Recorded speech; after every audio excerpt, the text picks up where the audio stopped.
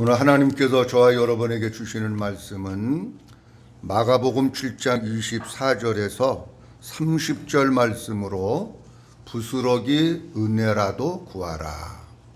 부스러기 은혜라도 구하라. 이러한 제목으로 하나님의 말씀을 선포하겠습니다. 오늘 하나님의 말씀이 선포될 때에 부스러기 은혜라도 구하려고 예수님 앞에 달려와 무릎을 꿇고 엎드렸던 여인과 같이 주님만 바라보고 주님을 사모함으로 기다리면서 우리의 마음을 열고 영적인 귀를 열고 하나님의 말씀을 듣는 가운데 그 말씀이 우리 모든 성도들에게 영적인 깨달음이 되고 주님의 음성으로 들려지고 믿음과 은혜가 되어서 하나님의 은혜 속에서 주님의 은혜를 받으면서 살아나가는 성도들이 될 수 있기를 주님의 이름으로 축원합니다. 우리 예수님께서 이 세상에 오신 목적은 천국 복음을 전하기 위해서 오셨습니다. 예수님께서 초기에 천국 복음 전하시는 사역은 갈릴리 지방을 중심으로 해서 천국 복음을 전하셨습니다. 그런데 유대인들, 바리새인들의 핍박을 잠시 피해서 두로라고 하는 지방으로 예수님께서 들어가셨는데 예수님이 그 지방에 오셨다고 하는 소식을 듣고 수르보니게 여인이 예수님께 달려와서 예수님을 만나고 예수님께 자기의 기도 제목을 아뢰는 내용의 말씀이 본문에 기록되어 있는 내용의 말씀입니다. 예수님은 왜 두로라고 하는 지역으로 가셨을까? 그 이유는 두로라고 하는 그 땅에도 복음을 들어야 될 사람, 하나님의 생명으로 거듭나야 될 사람이 있다고 하는 것을 아셨기 때문에 두로라고 하는 지역으로 가신 겁니다. 우리 역시 마찬가지입니다. 우리 역시 예수님의 복음을 들어야 살고 우리 주님의 말씀을 먹어야 우리의 속사람이 살고 우리의 영혼이 살게 되는 줄로 믿습니다. 오늘 본문 말씀 보면서 세 가지로 말씀드리려고 하는데, 첫째로는 예수님께 와서 그 발 아래 엎드려야 한다고 하십니다. 이 여인은 예수님께 찾아와서 예수님의 발 아래 엎드렸습니다. 무엇 때문에 그랬느냐? 자기의 딸이 흉악한 귀신이 들려 있어가지고 이 귀신에서부터 자유함을 얻지 못하는 거예요. 내가 아무리 노력하고 애써도 귀신이 나가지 않는 거예요. 또 내 힘으로는 되지 않는 거예요.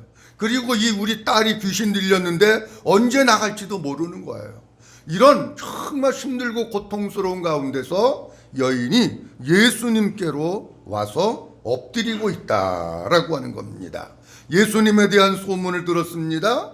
현재 자기 자신의 딸이 흉악한 귀신에 들려서 고통받고 있는 모습을 차마 눈뜨고 볼 수 없어서 예수님이 오셨다고 하는 소문을 듣고 예수님께 자기의 딸의 문제를 해결해 달라고 소식을 듣자마자 달려와서 예수님께 엎드린 거예요.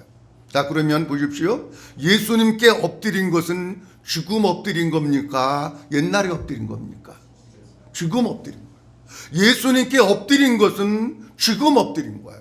근데 헬라어 문법에 보면 과거로 되어 있어요. 이게 중요한 거예요.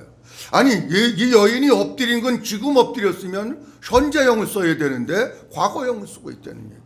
이건 어떤 의미를 가지고 있느냐고 할 것 같으면 이 여인이 엎드린 것은 지금 엎드렸지만 예수님에 대한 소문은 이미 들은 거예요. 과거에 이미 예수님에 대한 소문을 들으면서 여인이 마음을 먹은 거야.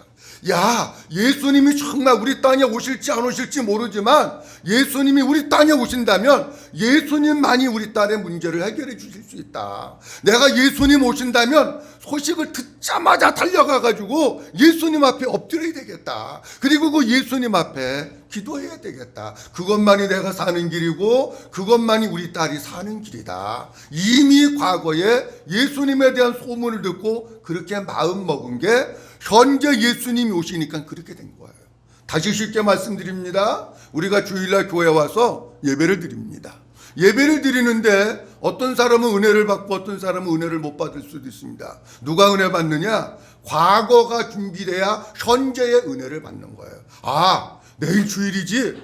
오늘 일찍 자야지. 토요일이니까. 그래서 토요일에 일찍 잡니다. 그러면서 마음속으로 생각을 합니다. 아, 내일은 11시 되기 전에 일찍 가서 내가 준비 기도도 하고 내가 하나님 앞에 찬양도 하고 앞자리에 앉고 목사님 말씀 전하실 때 목사님만 집중해서 바라보고 영적인 귀를 열고 말씀을 귀를 기울여서 잘 듣고 목사님이 말씀 전하실 때 아멘 하면서 내가 말씀을 받아야지. 아멘. 그게 돼야 되는 거야. 그게 과거에 내가 돼야 현재의 교회 와가지고 내가 진짜 하나님 앞에 그렇게 예배 드리는 사람이 되는 거예요. 근데 과거에 집에서 아무런 생각이 없었어. 어떻게 예배를 드려야 될지, 몇 시에 가야 될지, 아멘은 언제 해야 될지 아무런 생각도 없이 그냥 와서 앉으니까 뭐가 안 되느냐? 현재가 안 되는 거예요. 현재가 안 되니까 뭐가 안 됩니까? 은혜 받는 게 안 되는 거야. 사랑하는 성도 여러분, 진짜 이 여인은 현재 주님 앞에 무릎을 꿇고 엎드린 것은 과거서부터 그렇게 했기 때문에 그런 겁니다.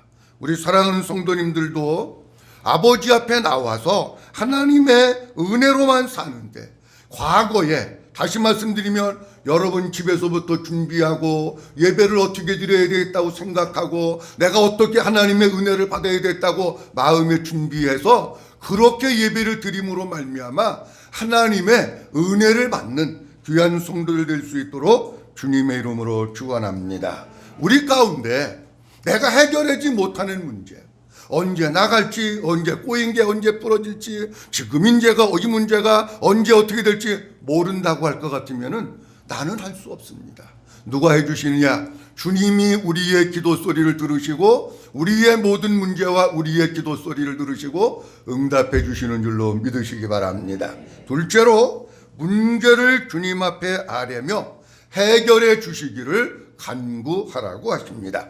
한번 따라합니다. 문제를 주님께 아뢰며 해결해 주시기를 간구하라 하십니다. 26절 말씀 다 같이 봅니다. 그 여자는 시작. 자기 딸에게서 귀신 쫓아내 주시기를 간구하거늘. 아멘. 여기 본문 말씀해 보니까 그 여자는 누구요? 헬라인이요. 어디 족속이라? 수로보니게 족속이라. 아주 중요한 말씀입니다. 아니 그 여인을 소개하면서 뭐라고 소개하고 있느냐고 하면 그 여인은 헬라인이요. 수로보니게 족속이라 이런 말씀을 하고 있습니다. 아니 그냥 이름을 쓴다든지 아니 그러면 되는데 왜 이거를 굳이 여기다가 썼을까 하는 겁니다. 이 말씀의 의미는 이스라엘 백성들은 하나님께로부터 선택된 백성입니다. 그런데 헬라인이요 수로보니게 여인이라고 하는 것은 하나님께로부터 선택된 백성이 아니고 이방인이라고 하는 걸 말씀해 주고 있는 거예요. 다시 말씀드리면 너희들하고 우리는 비교를 해놓고 봤을 때 우리는 하나님의 사랑, 하나님의 은혜를 받을 수 있는 사람이지만 이방인들, 헬라인들은 하나님의 사랑과 긍휼을 받을 자격이 없는 사람이다. 그것을 말씀하시기 위해서 헬라인이요 수로보니게 족속이다 라고 하는 것을 표현하고 있는 거예요. 자, 그러면은 이 여인은 헬라인이고 이방인이면 주님 앞에 나와서 간구하고 주님의 긍휼과 사랑을 구할 수 없나요? 아닙니다. 중요한 것은 그럼에도 불구하고, 한번 따라합니다. 그럼에도 불구하고 이 여인은 이방인임에도 불구하고 하나님께 선택된 백성이 아님에도 불구하고 유대인들이 볼 때에 하나님의 사랑과 긍휼을 받지 못하는 사람임에도 불구하고 주님 앞에 찾아 나와서 주님 앞에 자기의 문제를 아뢰면서 주님의 긍휼을 구하고 주님의 은혜를 구했다라고 하는 것입니다. 사랑하는 성도 여러분, 앉아있지 마십시오. 나는 하나님의 사랑을 받을 자격이 없는 것 같아. 하나님이 나에게도 은혜를 주실래나, 나도 긍휼히 여기실래나, 나도 도와주실래나, 앉아있지 마십시오. 그럼에도 불구하고 주님 앞에 나올 때 주님은 그들을 영접하시고, 주님 앞에 나올 때 주님은 그들을 사랑하시고, 주님 앞에 나올 때 주님은 그들을 멸시하지 아니하시고 그들을 붙들으시고 그들에게 은혜를 주시는 줄로 믿습니다. 수르보니게 여인의 딸에게 귀신이 들러붙어 있는 거예요. 그 귀신을 갖다가 쫓아내달라고, 그 귀신을 내쫓아달라고 지금 여인이 주님 앞에 애원을 하고 있는 겁니다. 자기의 체면 다 내려놓고 주님 앞에 그냥 엎드려서 내 힘들고 어렵고 고통스러운 문제, 이게 주님 아니면 안 됩니다. 주님이 해결해 주셔야 됩니다 하고 주님 앞에 얘기하는 거예요. 여러분, 우리가 살다가 보면 사람들도 다양한 많은 문제 속에서 힘들어할 수 있습니다. 어떤 경우는 자녀 문제 때문에, 어떤 경우는 사업 문제 때문에, 어떤 문제는 인간관계 때문에, 여러 가지 얽히고 설킨 많은 문제들이 우리 앞에 있어요. 근데 가만히 보니까 내 힘으로 해결이 안 되는 거예요. 여러분, 그때 내 힘으로 해결할 수 없다고 그냥 앉아 계신 것이 아니라 아버지 앞에 찾아 나와서, 주님, 그 여인이 흉악한 귀신 들린 딸을 두었듯이 나는 해결할 수 없는 이런 문제가 있습니다. 이런 기도 제목이 있습니다. 이런 어려운 게 있습니다. 주님이 풀어주셔야 됩니다. 주님이 해결해 주셔야 됩니다. 하나님 앞에 기도할 수 있는 성도들이 될 수 있기를 주의 이름으로 축원합니다. 그런데 이 여인은 기도하는데 어떻게 기도하느냐고 하면, 하나님 이거 꼭 들어주셔야 됩니다 하고 떼쓰는 기도를 하지 않아요. 어떤 기도를 하고 있느냐고 하면, 주님, 진짜 나는 이방인입니다. 나는 진짜 하나님의 사랑과 긍휼을 받을 만한 자격이 없는 사람입니다. 그런데 그래도 내가 주님 앞에 기도하는 것은 주님의 뜻에 이 기도가 합당하면 주님이 이 기도를 들어주시고, 합당하지 않으면 안 들어주셔도 괜찮습니다. 주님이 이 기도를 안 들어주셨다고 해서 내가 삐지거나 내가 시험에 들지 않겠습니다. 내가 실망하거나 낙심하지 않겠습니다. 그렇게 기도하고 있는 거예요. 뭐를 보니까 그러냐고 하면, 헬라어 문법에 이 여인이 기도하고 있는 모습을 가정법을 썼어요. 가정법을 썼다고 하는 것은 우리 주님이 그렇게 해 주실 수도 있고 안 해 주실 수 있는 그 권한을 주님께 맡겨드리는 게 가정법이에요. 자, 우리가 기도할 때 어떤 경우는 그럽니다. 내가 40일 동안 뭘 정해놓고 기도하다가, 하나님 이 기도 안 들어주면 나 예수 안 믿을래요. 이 기도 안 들어주면 나 교회 안 나올래요. 이 기도 안 들어주면 하나님 없는 걸로 할 거예요. 이건 가정법이 아닙니다. 그건 기도의 응답의 주권을 누가 갖고 있는 거냐고 하면 내가 가지고, 내가. 그래서 하나님 이거 안 들어주면 하나님 망신이고요. 아니, 안 들어줘도 하나님 망신 아니야, 착각하지 마세요. 근데 우리는 잘못 생각해가지고 무슨 내가 기도 한번 해놓고 그거 안 들어주시면 하나님이 나하고 무슨 나쁜 감정이나 있는 줄로 알고, 기도했더니 하나님이 들어주지 않았다고 막 서운해하고 실망하고 낙심하고 그러는 경우가 있어요. 근데 여인은 하나님 앞에 자기의 절박한 문제를 놓고 기도하는데 그렇게 기도하지 않았어요. 주님, 주님의 뜻대로 해주세요. 예수님이 십자가를 앞에 놓으시고, 물론 우리가 육신적으로는 십자가가 지나가는 걸 주님이 원하시는 거예요. 주님이 뭐라 그럽니까? 아버지의 뜻이거든 이 산이 내게서 지나가게 하옵소서. 그러나 나의 원대로 마옵시고 아버지의 원대로 되기를 원합니다. 그렇게 기도하잖아요. 주기도문에서 뜻이 하늘에서 이루어진 것과 같이 이 땅 가운데서도 이루어지게 해달라고 기도하잖아요. 내 뜻이 이루어지는 것이 아니라 주님의 뜻이 이루어지기를 위해서 기도하고 있는 거예요. 사랑하는 성도 여러분, 우리가 어떤 기도 제목을 가지고 기도하든지 내 뜻이 이루어지는 기도가 아니고 아버지의 뜻이 이루어지고 우리 주님이 합당하게 여기시면 응답해 달라고 응답의 주권을 아버지께 올려드리는 성숙한 기도를 하는 성도들이 될 수 있기를 주의 이름으로 축원합니다. 그리고 또 하나 문법에 보면 어떤 것이 있느냐고 하면, 우리가 이런 경우가 있습니다. 여러분들 이렇게 살다 보면 기도거리가 있잖아요.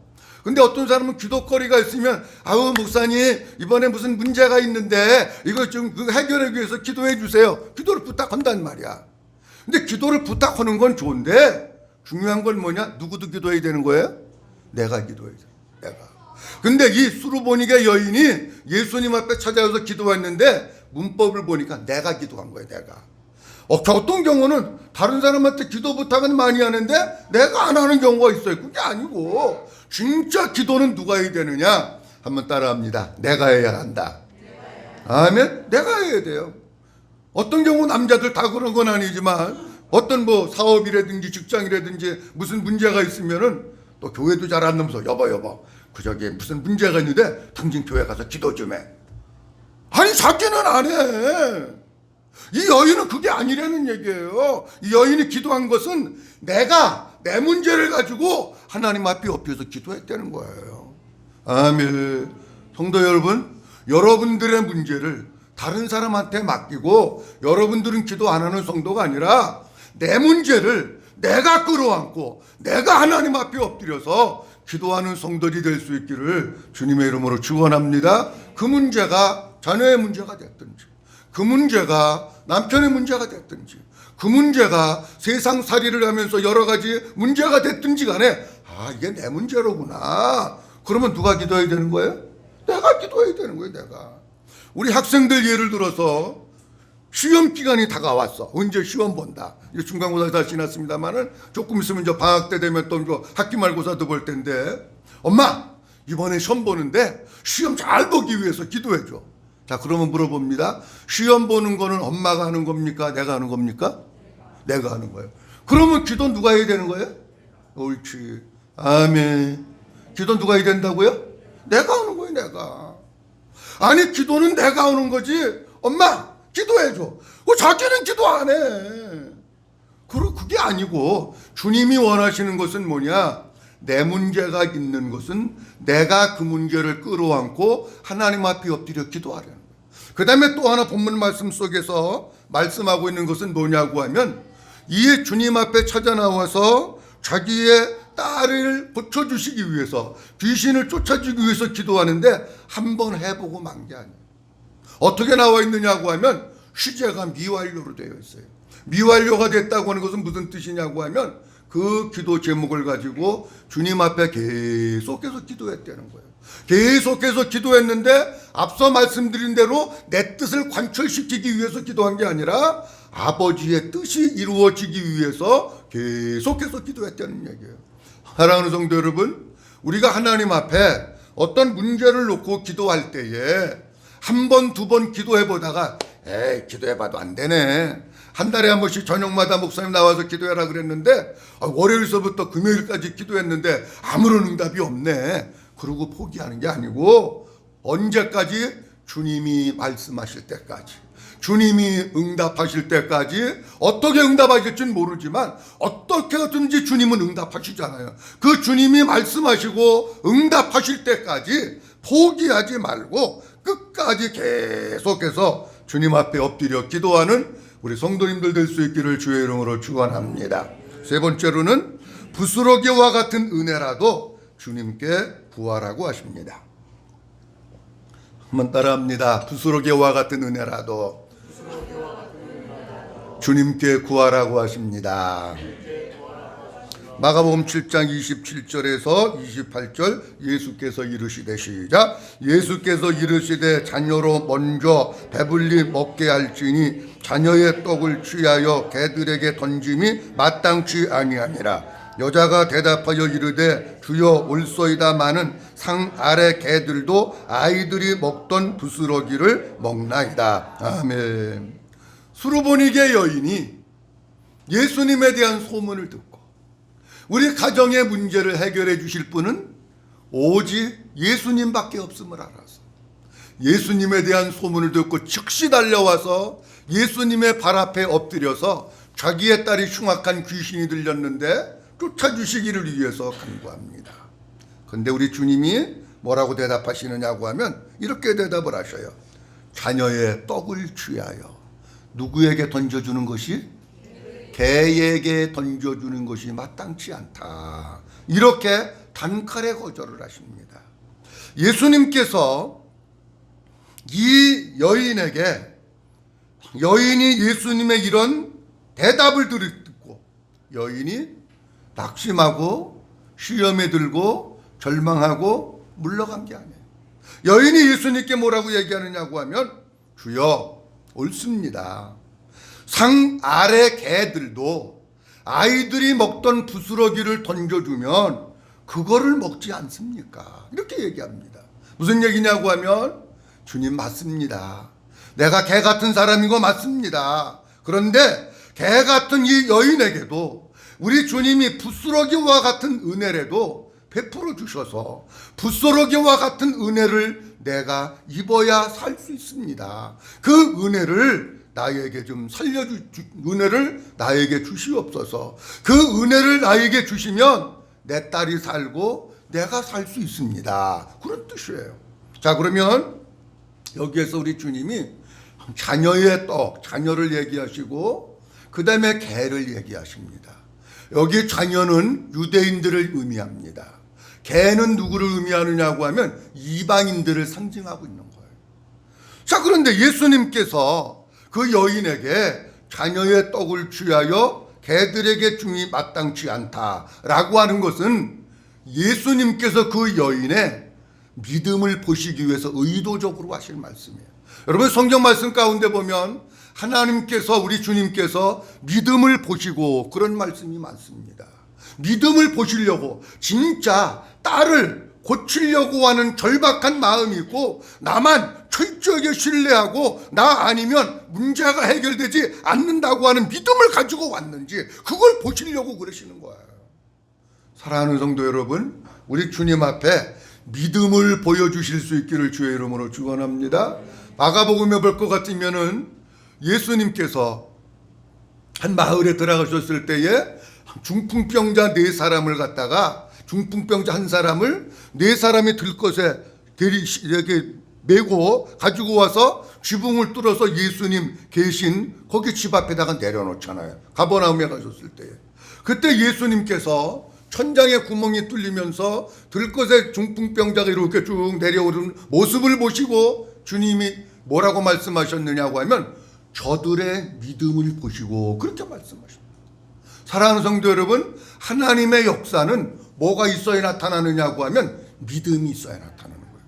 내가 교회 나왔다고 역사가 나타나는 게 아니라 진짜 주님만 신뢰하고 주님만 믿고 주님 아니면 안 된다고 하는, 누가 뭐라고 해도 나는 물러서거나 낙심하지 않는다고 하는 예수님밖에 없다고 하는 믿음을 가지고 나올 때에 주님은 다른 걸 보시는 게 아니라 그 사람이 가지고 있는 믿음을 보시고 역사하시는 줄로 믿으시기 바랍니다. 오늘 여기 자녀의 떡을 취해서 개들에게 줌이 마땅치 않다라고 하는 것은 그때 당시 유대인들의 풍습을 보면 이런 뜻입니다. 우리가 아는 대로 유대인들은 식사를 하는데 어떻게 하느냐고 하면 약간 좀 비스듬히 이렇게 누워서 합니다. 근데 옛날 우리는 밥 문화지만 그들의 문화는 빵 문화잖아요. 근데 이게 뭐를 먹고 그러다 유대인들, 여러분 지금도 TV 보시면 전통적인 유대인들은 시험이 있습니까? 없습니까? 보셨어요? 전통적인 유대인들 시험이 있어요? 없어요? 수염이 있어요. 그냥 뭐를 이렇게 먹다가 보면 이렇게 흘려가지고 여기 이렇게 묻을 수가 있단 말이야. 근데 그때 당시 예수님 당시는 요즘같이 좋은 뭐 냅킨이 있는 것도 아니고 그래가지고 우리에게 뭐 식빵 같은 거 이렇게 먹는다 보면 식빵을 이거를 하나를 갖다가 놔두는 거예요. 하나를 놔뒀다가 다 먹고 나서 그 빵으로 여기 이렇게 닦아.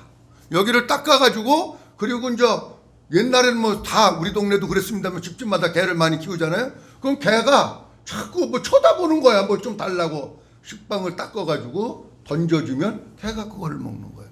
자, 보세요. 근데 이게 개에게 주님이 마땅치 않다고 하는 얘기는 무슨 얘기냐고 하면 이런 뜻입니다. 자, 저도 시골에서 자랐는데 마루에서 이렇게 식사를 합니다.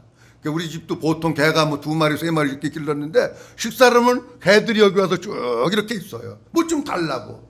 그럼 먹다가 이렇게 던져줘요. 어떤 땐 어떤 경우가 있느냐면 다른 집 개가 오는 경우가 있어.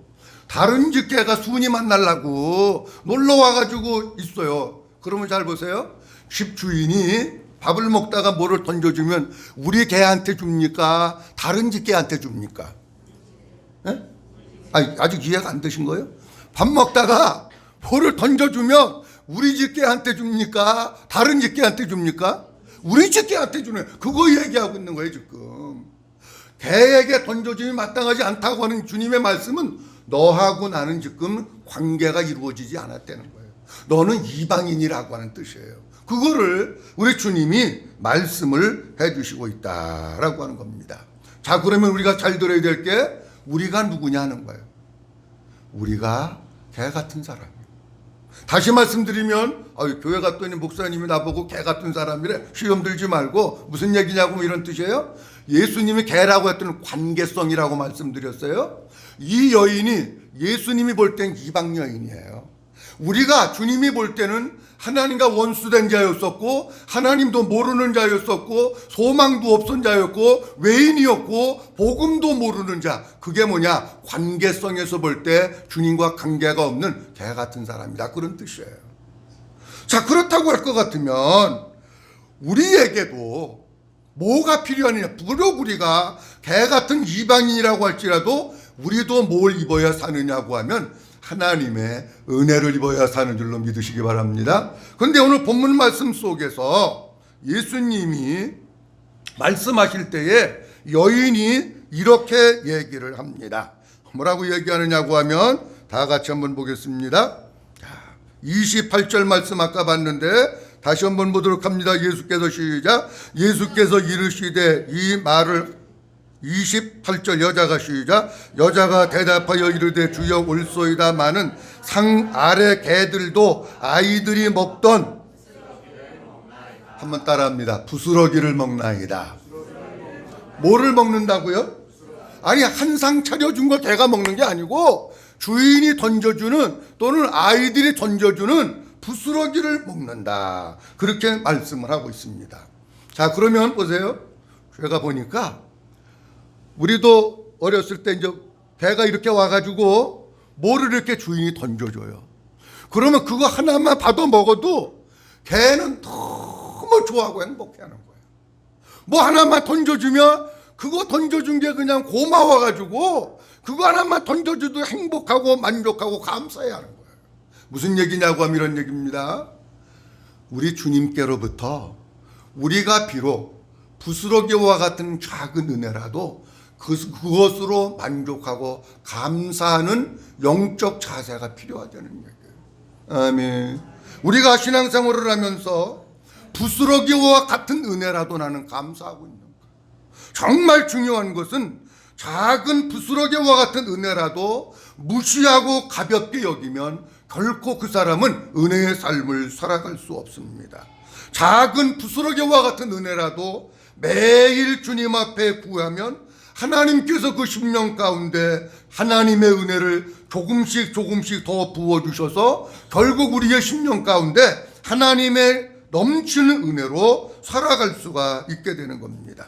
작은 부스러기와 같은 은혜가 계속해서 쌓여지면 내 속에 주님의 은혜로 채워지고 주님의 사랑으로 계속해서 채워져서 만족하고 기쁘고 행복한 삶을 살게 됩니다. 그런데 작은 부스러기와 같은 은혜라도 내가 무시하고 가볍게 여기면 그 은혜도 안 오는 거예요.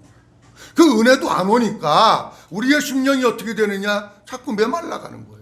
은혜가 고갈되어 가는 거예요. 우리의 심령이 사막과 같은 거예요. 그러다가 보니까 우리의 심령이 은혜가 메말라 버리니까 원망이 나오고 불평이 나오고 짜증이 나오고 감사가 나오지 않는 거예요.